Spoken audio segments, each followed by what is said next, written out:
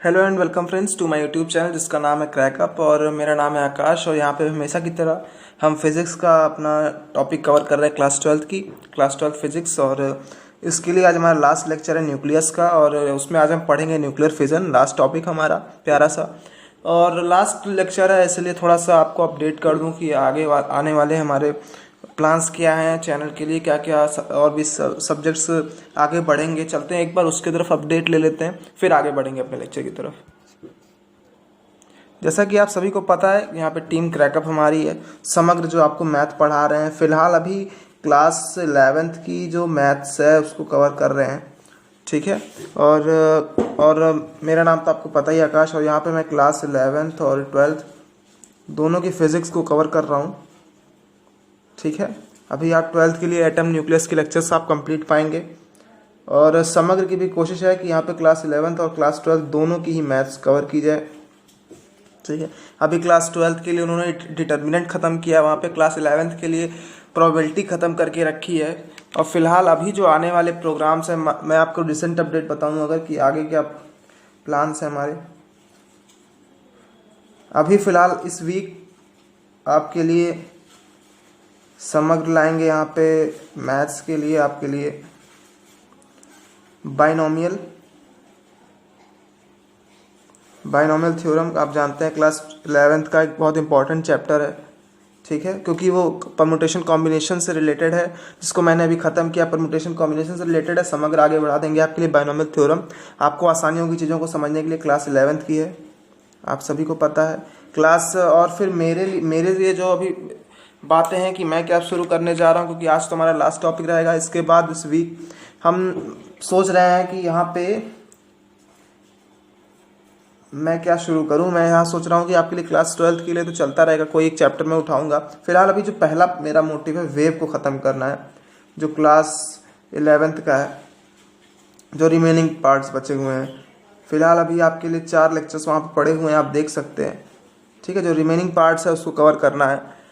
और ये class 11th के लिए। और क्लास 12th के लिए अभी मैं सोच रहा हूँ कि मेरा जहाँ तक मानना है कि शायद सेमीकंडक्टर मैं स्टार्ट करूँ। सेमीकंडक्टर एक अच्छा इंपॉर्टेंट चैप्टर है और उसको भी स्टार्ट करना है, सेमीकंडक्टर को भी, ठीक है। जो क्लास 12th का इंपॉर्टेंट टॉपिक है, मिशन क्लास 12th हमारा जो है उसके लिए रहेगा, ठीक है। इस दोनों को हमें शुरू करना है। और मैं सोच रहा हूँ कि यहाँ पे आज तो मंडे हमारा हो जाएगा, मंडे, और जैसे गैप के अल्टरनेट डेज पे मैं एक दिन क्लास 11th और एक दिन क्लास 12th की वीडियोस निकालूंगा रोज़ आपके लिए। वेव आपके लिए चलता रहेगा। जैसे आज मंडे, कल आपके लिए जो आएगा वो वेव का लेक्चर आएगा। उसके बाद अगले दिन फिर से सेमीकंडक्टर स्टार्ट करेंगे हम वेडनेसडे से, ठीक है। ऐसे वेडनेसडे, फिर फ्राइडे को आएगा सेमीकंडक्टर। ऐसे अल्टरनेट डेज पे, जब तक वेव हमारा ख़त्म नहीं हो जाता तब तक अल्टरनेट डेज पे हमारी चीज़ें आएंगी, ठीक है। और समग्र का आपको पता है बाइनोमियल थ्योरम स्टार्ट कर रहे हैं, उसके लिए आप देख सकते हैं। और केमिस्ट्री पोर्टल, आप कितनी बार मैं आपसे कहूँ, केमिस्ट्री अगर आपको देखना है, केमिस्ट्री के बारे में जानना है एकदम एक्यूरेट नॉलेज, तो आप केमिस्ट्री पोर्टल हमारा ही चैनल है, उसको भी सब्सक्राइब कर लीजिए। समग्र वहाँ पे आपके लिए केमिस्ट्री भी पढ़ा रहे हैं, ठीक है। वहाँ पे भी हेलोल्केन हमारा चल रहा है, उसके बाद एलिमेंट मिक्सचर कंपाउंड्स के भी लेक्चर पढ़ रहे हैं लगातार, ठीक है। आप पूरी एफर्ट है और जुड़े रहिए। आप लाइक करिए, कमेंट करिए, सब्सक्राइब करिए इस प्यारे से चैनल को, ठीक है, क्रैकअप हमारा, और क्रैक करिए हर एक एग्ज़ाम। स्टार्ट करते हैं अपना लेक्चर। स्टार्ट करते हैं अपने प्यारे से टॉपिक को, न्यूक्लियर फ्यूज़न क्या होता है। मैंने आपको बताया था कि हमारा फिजन जो होता है वो कुछ जैसे कई एक हैवी न्यूक्लियस को हमने तोड़ा था पिछले लेक्चर में, समझा था किस तरीके से टूटते हैं और फिर 2 लाइटर एलिमेंट जो न्यूक्लाई हमारे निकलते हैं। इसमें उसका उल्टा हो जाता है, फ्यूज़ होते हैं। मतलब यहाँ पे सीधे समझिए, 2 स्मॉल मीन्स कि साइज वाइज। आप कभी ये मत सोचिएगा कि साइज वेट के हिसाब से, ठीक है, वेटेज है उसकी। तो स्मॉल साइज हम लेते हैं, लाइटर न्यूक्लाई आप कह सकते हैं इसको एक तरीके से, लाइटर न्यूक्लाई जो काफ़ी लाइट होते हैं, ठीक, वेटेज में, ठीक है। 2 लाइटर न्यूक्लियाई टूटते आपस में जुड़ते हैं, ज्वाइन होते हैं, ठीक है, न्यूक्लियर फ्यूजन में। और एक हैवी न्यूक्लियस हमारे फॉर्मेशन हो जाती है, ठीक है। यही एक आप शॉर्ट पॉइंट आप याद रखिए कि हमेशा इसमें क्या होता है कि 2 स्मॉल साइज के न्यूक्लियाई हमारे मिलते हैं और आप मिलके एक हैवी न्यूक्लियस का फॉर्मेशन करते हैं, ठीक। ये तो हो गई बहुत सिंपल सी बात। अब एक छोटी सी रिएक्शन लिख लेते हैं, फिर आगे बात को बढ़ते हैं। जैसे मान लेते हैं हमारे पास दो यहाँ पे हाइड्रोजन के न्यूक्लियाई हैं, ठीक है, 2H1 2H1, ठीक। इसमें इसको हमने ज्वाइन कराया, ठीक है, दो स्मॉल न्यूक्लियाई हैं, इनको जब हमने ज्वाइनिंग कराई, एक हैवी न्यूक्लियस बनाया, तो वो जो न्यूक्लियाई बन के आया वो 4H1 बन के आया, ठीक है, एक हीलियम बन गया हमारा, ठीक है। अब एक छोटा सा भी रिएक्शन लेंगे, उसको भी समझेंगे, और फिर कुछ हमारी एनर्जी निकली, वो निकली 21.6 मेगा इलेक्ट्रॉन वोल्ट, ठीक है। और ये रिएक्शन अगर आपको थोड़ी बड़ी लग रही है कि ये 2H1 कहाँ से आया, तो ये इसका भी एक फिजन है, ठीक है।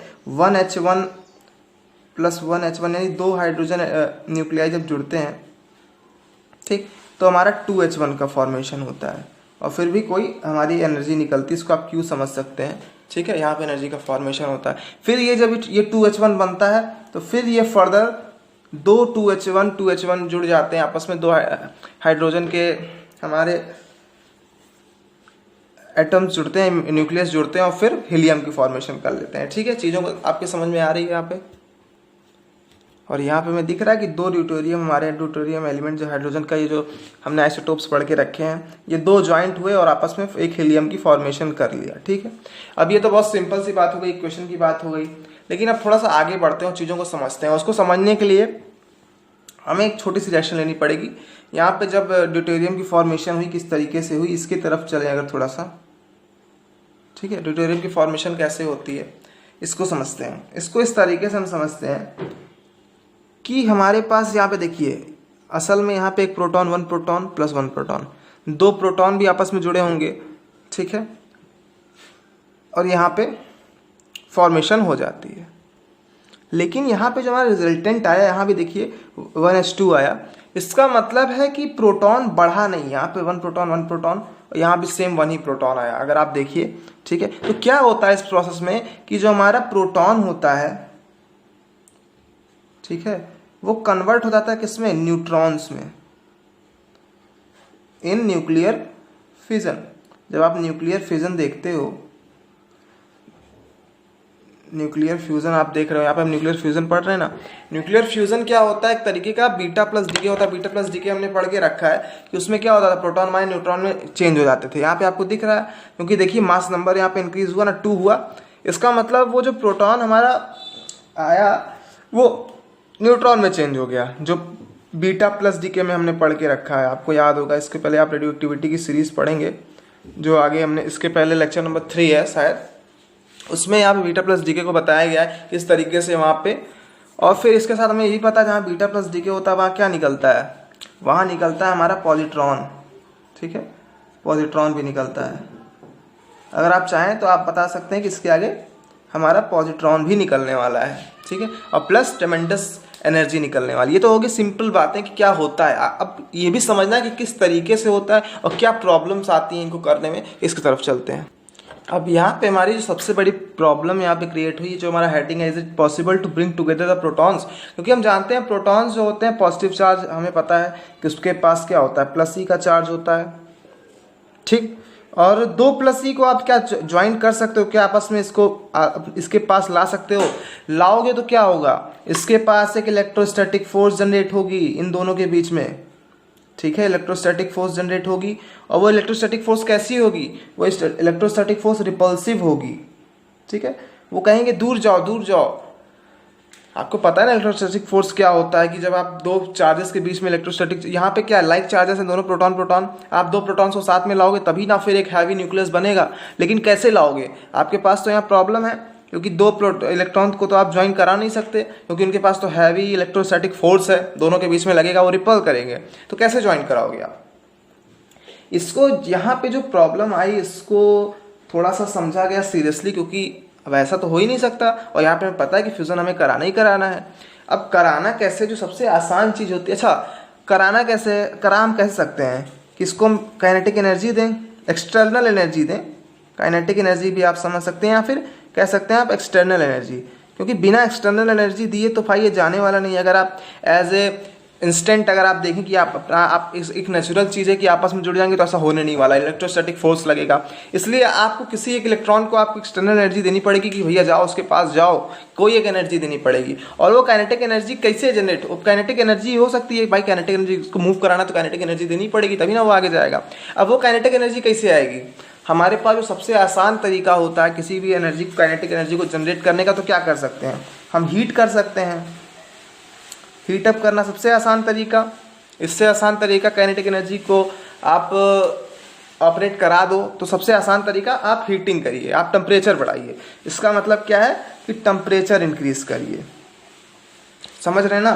अब टेम्परेचर इंक्रीज करेंगे तो यहाँ पे एक कैलकुलेटेड वे में ये जाना गया, ठीक है, ये कैलकुलेट किया गया, ठीक है, कि आपको कितनी एनर्जी देनी पड़ेगी तब ये जाके, अब इसको ऐसे जाएगा, इसको भी समझते हैं किस तरीके से क्या होगा आगे। लेकिन अभी आप समझिए कि 10⁻⁷ केल्विन के आसपास आपको टेम्परेचर देना पड़ेगा, तब ये कहीं जाके वाइब्रेशन क्रिएट होगी यहाँ पे प्रोटॉन्स के बीच में, ठीक है, ये दो प्रोटॉन्स ही तो हैं, इन प्रोटॉन्स के बीच में क्या होगी, वो एक काइनेटिक एनर्जी मिलेगी, वो जाके आपस में वाइब्रेट करेंगे, आपस में जाके जुड़ेंगे किस तरीके से। और फिर जुड़ेंगे तो कैसे जुड़ेंगे? अच्छा, जुड़ के फिर निकल भी तो सकते हैं, ये भी तो हो सकती है एक क्राइटेरिया कि चलिए ठीक है हमने काइनेटिक एनर्जी दे दी एक बार, काइनेटिक एनर्जी कब तक देते रहेंगे, क्या इसका कोई सोल्यूशन है? सो इसका सिर्फ सिंपल सा एक रीज़न है कि यहाँ पे देखिए प्लस इलेक्ट्रॉन यानी प्रोटॉन है, यहाँ भी प्लस इलेक्ट्रॉन प्रोटॉन है। आप इनको इतना पास ले आइए, ठीक है, इतना पास ले आइए कि इनके अंदर क्या हो जाए, स्ट्रॉन्ग न्यूक्लियर फोर्स जनरेट हो जाए, ठीक है, इसके अंदर स्ट्रॉन्ग न्यूक्लियर फोर्स जनरेट हो जाए। न्यूक्लियर फोर्स क्या होती है? न्यूक्लियर फोर्स अट्रैक्टिव होती है, मैंने कई बार यहाँ पे डिस्कस किया है न्यूक्लियस चैप्टर में। न्यूक्लियर फोर्स को जब हमने देखा था अट्रैक्टिव होते हैं, तो यानी इतना पास इसको आप ले आए काइनेटिक एनर्जी देके, यानी हीटिंग करके इतना हाई टेम्परेचर कर दीजिए कि आप एकदम अपने पास आ जाए, एकदम पास में आके nuclear force, strong nuclear force generate कर लें, जो कि अट्रैक्टिव नेचर होता है। फिर ये इनको एक दूसरे को छोड़ने नहीं वाले, तो कहीं ना कहीं ये ज्वाइंट होके, और फिर क्या होगा, एक हैवी न्यूक्लियस की फॉर्मेशन होगी, the formation of heavy nucleus, ठीक है। चीज़ें समझ में आई, सिंपल सी। ये जो प्रॉब्लम थी इसको दूर कैसे किया गया, हीटिंग की गई। हीट अप कैलकुलेटेड वे में पता चला कि भैया यहाँ पे 10⁻⁷ केल्विन के आसपास आपको टेम्परेचर रखना पड़ेगा।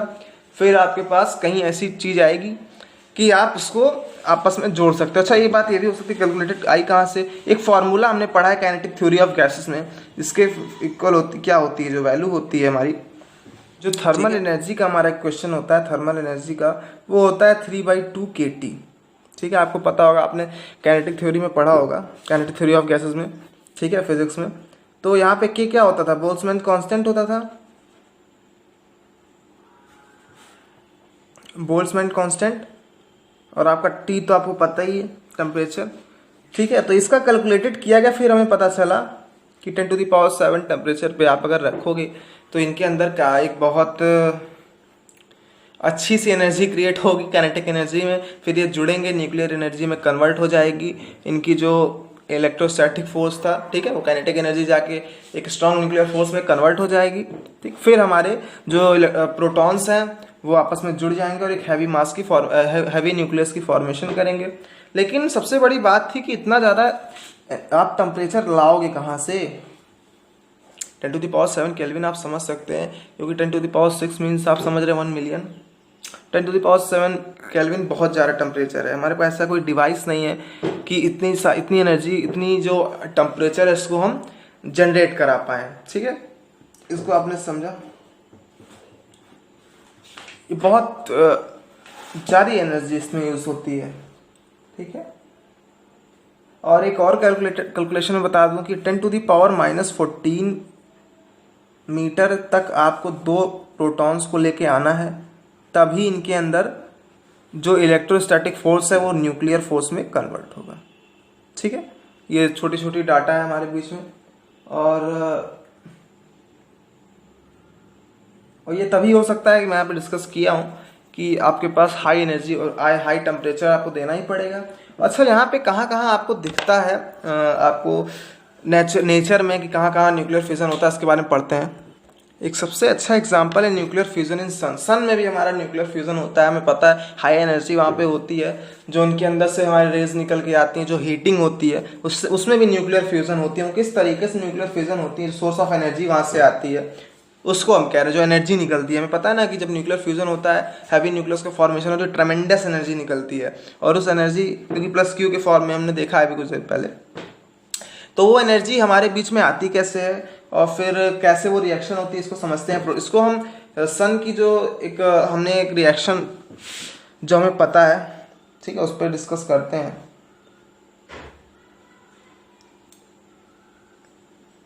दो हाइड्रोजन हमारे जुड़ के बनाते हैं एक ड्यूटेरियम, हमें पता है, और फिर हमें आगे पता ही है कि इसमें प्लस बीटा डीके है तो हमारा पॉजिट्रॉन निकलता है आगे, और फिर न्यूट्रिनो निकलता है, ये सब भी आपको पता है। उसमें एनर्जी निकलती है, ट्रेमेंडस एनर्जी, जिसका हमें काम है, ठीक है।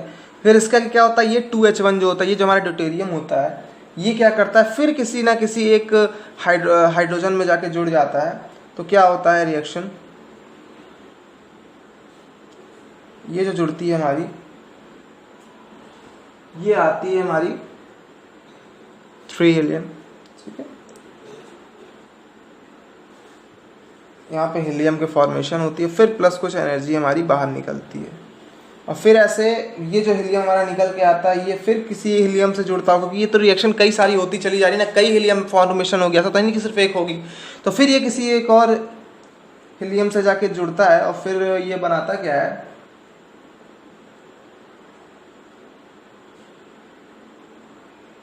ये हमारे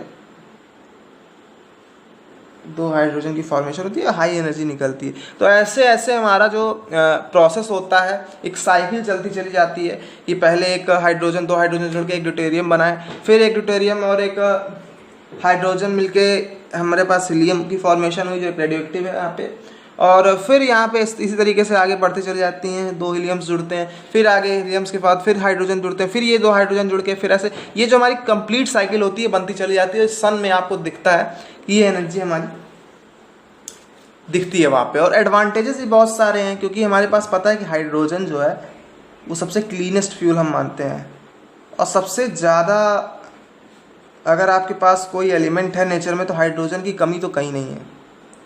हाइड्रोजन इज एवरीवेयर एग्जिस्टिंग, ठीक है। तो आपके पास हाइड्रोजन हमेशा मिल जाएगा। न्यूक्लियर फ्यूजन में यही आपका फ़ायदा है कि आपका हाइड्रोजन एलिमेंट ही हर जगह मिलता है, और आपके लिए ये एफिशिएंट भी होता है, आपको बहुत ज़्यादा, ठीक है, एफिशिएंट है एज़ कम्पेयर टू किसके, न्यूक्लियर फिजन से, ठीक है, ये एफिशिएंट होता है। ये कई सारे हमारी जो फ़ायदे हैं, लेकिन एक बहुत बड़ा नुकसान है। इस नुकसान को आप समझना होगा, आपको कैसे समझना होगा, आपको पता है कि जो हमारा, अच्छा एक चीज़ और है, यहाँ पे कई सारी रिएक्शन ऐसे निकल रही हैं, एनर्जी का फॉर्मेशन और एनर्जी निकलती चली जा रही है, लेकिन क्या इस एनर्जी को रोका जा सकता है, क्योंकि ये तो चलती चली जाएंगी। एक बार अगर आपने थोड़ी सी चिंगारी दे दी, थोड़ा सा काइनेटिक एनर्जी इसमें दे दिया, फिर भैया ये देख रहे हैं आपके पास ये चेन बनती चली जाएगी, तो बनती चली जाएगी, बनती चली जाएगी। एक सबसे बड़ी कमजोरी है न्यूक्लियर फ्यूजन की कि इस चीज़ को रोकने के लिए हमारे पास अभी तक कोई भी इंस्ट्रूमेंट नहीं है कि इस एनर्जी को हम रोक के किसी तरीके से यूटिलाइज कर पाएँ, ठीक है। इसका हमें सिर्फ अनकंट्रोलेबल, हमें जो पता है, आगे बहुत इंपॉर्टेंट टॉपिक है, 2-3 मिनट लगेंगे, उसको समझते हैं।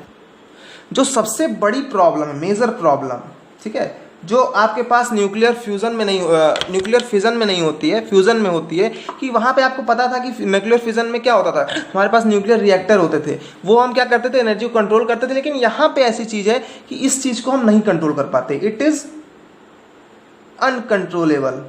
अभी तक हमारे पास ऐसी कोई डिवाइस नहीं बनी है कि इसको कंट्रोल किया। अगर एक बार कंट्रोल कर ले गए, आप सोचिए हाइड्रोजन हमारे पास इतनी अच्छी क्वांटिटी में है, अगर इसको हम कंट्रोल कर लेगा तो हमारे पास तो एनर्जी की कभी कोई कमी ही नहीं होगी। लाइट से ज़्यादा अच्छी चीज़, जैसे हम इलेक्ट्रिसिटी की बात कर रहे हैं, इलेक्ट्रिसिटी से अच्छी है तो हमारे पास हाइड्रोजन है। अगर हाइड्रोजन का हमारे पास एनर्जी कंट्रोल हो जाए, एनर्जी को हम रोक पाएँ, तो कहीं ना कहीं हमें इलेक्ट्रिसिटी का कम यूज़ करना पड़ेगा, लेकिन ऐसा होता ही नहीं है, अनकंट्रोलेबल होती है। इसीलिए जो इसका अनकंट्रोलेबल फॉर्म निकल के आता है वो हाइड्रोजन बॉम्ब होता है। आपने पढ़ा होगा हाइड्रोजन बॉम्ब जो होता है बहुत खतरनाक, ये अनकंट्रोलेबल, ठीक है, अनकंट्रोलेबल रिजल्ट है इसका। एक बार अगर आपने इसको स्टार्ट कर दिया, किसको? न्यूक्लियर फ्यूज़न को। अगर एक बार आपके पास फ्यूज़न की प्रोसेस स्टार्ट हो गई तो फिर फ्यूज़ होके फिर किसी और चीज़ से जुड़ेंगे, फिर एक बड़ी चीज़ बनाएंगे, बड़ा न्यूक्लियस बनाएंगे, फिर उसमें से एनर्जी निकलेगी। तो ये इसको हम रोक नहीं पाते। सबसे बड़ी प्रॉब्लम है इसकी, एक ही प्रॉब्लम है कि अनकंट्रोलेबल है। अगर ये कंट्रोलेबल हो जाए तो बेस्ट न्यूक्लियर फ्यूज़न आप कह सकते हो, सबसे बेस्ट न्यूक्लियर रिएक्शन कहीं हो सकती है। इसके लिए आपको ह्यूमैनिटी में बहुत बड़ा फ़ायदा होगा। लेकिन सबसे बड़ी प्रॉब्लम कि भैया ये है अनकंट्रोलेबल। क्यों है ये भी आप समझ रहे हैं? क्योंकि कई सारी एनर्जी निकलती है। आप जैसे अभी हमने पढ़ा जो प्रोटॉन प्रोटॉन साइकिल में, जो हमारे सन में जो साइकिल निकलती है, देखिए किस तरीके से दो हाइड्रोजन जुड़े, फिर एक आपका ड्यूटेरियम बना, फिर ड्यूटेरियम किसी हाइड्रोजन से जुड़ गए, फिर वो हीलियम का रेडियोएक्टिव फॉर्म बनाया, फिर वो किसी हाइड्रोजन फिर जुड़ते चले गए। तो इसका मतलब है कि कॉन्टिन्यूस प्रोसेस है, इसको हम रोकने का कोई इंस्ट्रूमेंट नहीं बना है। जिस तरह हमारे पास न्यूक्लियर फ्यूजन में था कि न्यूक्लियर रिएक्टर की फॉर्मेशन हो गई थी, वहाँ पे न्यूक्लियर बॉम्ब भी बनता था और न्यूक्लियर रिएक्टर भी होता था। लेकिन यहाँ पे क्या है, आपके पास अनकंट्रोलेबल है, इसलिए एक ही चीज़ हम बना पाते हैं, वही हाइड्रोजन बॉम्ब। ठीक है, और ये बिल्कुल ख़तरनाक है। सो यही बात है कि अगर इसको हम कंट्रोल कर ले गए तो हमारी ह्यूमैनिटी में बहुत फ़ायदा हो। कई सारी इलेक्ट्रिसिटी जहाँ बचेगी, बहुत यूज़ कर सकते हैं, क्योंकि जो हमारे पास हाइड्रोजन की क्वान्टिटी है बहुत ज़्यादा है नेचर में। ठीक है, सो मिलते हैं अगले लेक्चर में। अब यहाँ पे हमारा जो टॉपिक है पूरा न्यूक्लियस कवर हो चुका है। यहाँ पे मिशन क्लास 12 जो हमारा था प्रोसेस, जो कॉन्सेप्ट वाइज है, यहाँ पे एटम न्यूक्लियस हमारा कंप्लीट हो चुका है। एटम एंड न्यूक्लियाई, इसको मैंने एक ही यूनिट माना था। हाँ, अलग बात है कि प्लेलिस्ट में मैंने इसको दोनों अलग अलग जगह पे रखा है, लेकिन अभी तक मेरे लिए दोनों एक ही चैप्टर के, क्योंकि एक दूसरे से जुड़े हुए हैं बहुत, और इसको मैंने एक यूनिट समझा था, फिर इस पूरे यूनिट को मैंने कवर कर दिया है मिशन क्लास 12। अब कुछ दिन बाद मैं यहाँ पे शीट्स डालूंगा इस लेक्चर पे। ऐसा नहीं है एटम न्यूक्लियस जो ख़त्म हो गया, फिर क्वेश्चंस की शीट्स पढ़ेंगी। फिर टाइम मिलता है तो संडे को मैं कई सारे क्वेश्चंस इस पर लगवाऊंगा ज़रूर। आप अभी कॉन्सेप्ट समझिए, और कोई प्रॉब्लम होती है तो नीचे कमेंट में करिए। ठीक है, तो यहाँ पे हमारा मिशन क्लास 12 का एटम न्यूक्लियस खत्म हो चुका है। सेमीकंडक्टर में मिलेंगे आपके पास क्लास 12 के लिए, और क्लास 11 के लिए मैं कल से वेव स्टार्ट करूंगा। अल्टरनेट डेज पे सब चलते रहेंगे। देखते रहिए, कमेंट करिए, सब्सक्राइब करिए, लाइक करिए। आपकी ज़रूरत है कंट्रोल, और पढ़ते रहिए न्यूक्लियस एटम।